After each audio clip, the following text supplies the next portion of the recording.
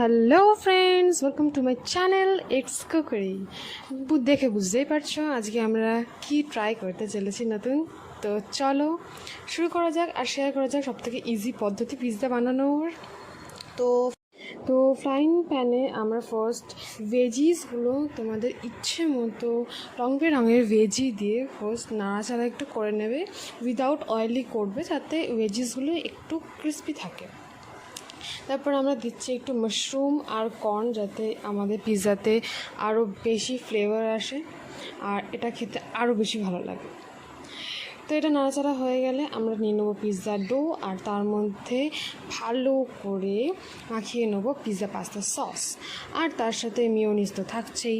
মিওনিজের পর আমরা দিয়ে নেবো শ্রেডেড চিজ, এটা টেস্ট খুব দারুণ হয়। আর তারপর এর ওপরে আমরা দিয়ে নেবো আমাদের হালকা করে নেড়েচেড়ে রাখা ভেজিসগুলো, যাতে টেস্টটা খুব বেশি ভালো আসে। ওপর থেকে আরও এক্সট্রা চিজ দেবো, একদম চিজি হবে ব্যাপারটা।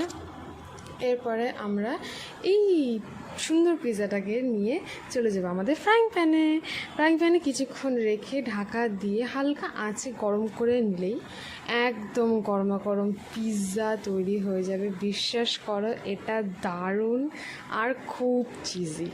জাস্ট বাড়িতে ট্রাই করো আর আমাকে বলো যে কেমন হলো খেতে।